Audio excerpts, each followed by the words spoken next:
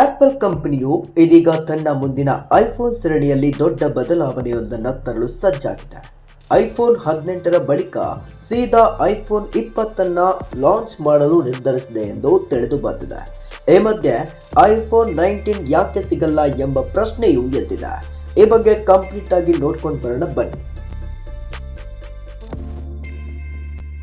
ಹೌದು, ಆಪಲ್ ಕಂಪನಿಯು ಐಫೋನ್ 19ರ ಆವೃತ್ತಿಯನ್ನ ಸಂಪೂರ್ಣವಾಗಿ ಕೈಬಿಟ್ಟು ನೇರವಾಗಿ ಐಫೋನ್ 20ಅನ್ನ ಮಾರುಕಟ್ಟೆಗೆ ಪರಿಚಯಿಸಲು ಯೋಜಿಸ್ತಾ ಇದೆ. ಐಫೋನ್ ಬಿಡುಗಡೆಯಾಗಿ 20 ವರ್ಷ ಪೂರ್ಣಗೊಳ್ಳಲಿರುವ ಈ ಐತಿಹಾಸಿಕ ಸಂದರ್ಭವನ್ನ ಸ್ಮರಣೀಯವಾಗಿಸಲು ತನ್ನ ಫೋನ್ಗಳ ಲಾಂಚ್ನಲ್ಲಿ ಹೊಸತನ ತರಲು ಆಪಲ್ ಈ ನಿರ್ಧಾರಕ್ಕೆ ಬಂದಿದೆ ಎನ್ನಲಾಗಿದೆ.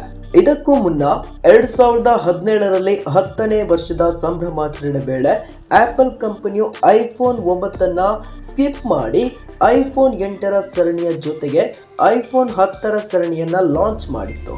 2027ರ ಮೊದಲಾರ್ಧದಲ್ಲಿ ಆಪಲ್ ಫೋನ್ 18e ಮತ್ತು ಐಫೋನ್ 18 ಸರಣಿಯನ್ನ ಬಿಡುಗಡೆ ಮಾಡಲಿದ್ದು, ಬಳಿಕ 2027ರ ದ್ವಿತೀಯಾರ್ಧದಲ್ಲಿ iPhone Air, iPhone 20 Pro, iPhone 20 Pro Max launch ಆಗಲಿವೆ ಎಂದು ಮೂಲಗಳು ತಿಳಿಸಿವೆ.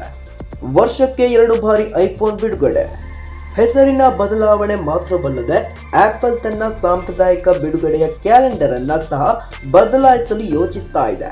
ಪ್ರತಿ ವರ್ಷ ಸೆಪ್ಟೆಂಬರ್ ತಿಂಗಳಿನಲ್ಲಿ ಮಾತ್ರ ಹೊಸ ಐಫೋನ್ಗಳನ್ನು ಬಿಡುಗಡೆ ಮಾಡುತ್ತಿದ್ದ ಆಪಲ್ ಇನ್ನು ಮುಂದೆ ವರ್ಷಕ್ಕೆ 2 ಬಾರಿ, ಅಂದರೆ ವರ್ಷದ ಮೊದಲಾರ್ಧ ಮತ್ತು ದ್ವಿತೀಯಾರ್ಧದಲ್ಲಿ ಹಂತ ಹಂತವಾಗಿ ಮಾರುಕಟ್ಟೆಗೆ ಪರಿಚಯಿಸಲು ಯೋಚಿಸ್ತಾ ಇದೆ ಎಂದು ವರದಿಗಳು ತಿಳಿಸಿವೆ. ಐಫೋನ್ ಬಗ್ಗೆ ನಿಮ್ಮ ಅಭಿಪ್ರಾಯ ಏನು ಅಂತ ಕಾಮೆಂಟ್ ಮಾಡಿ ತಿಳಿಸಿ.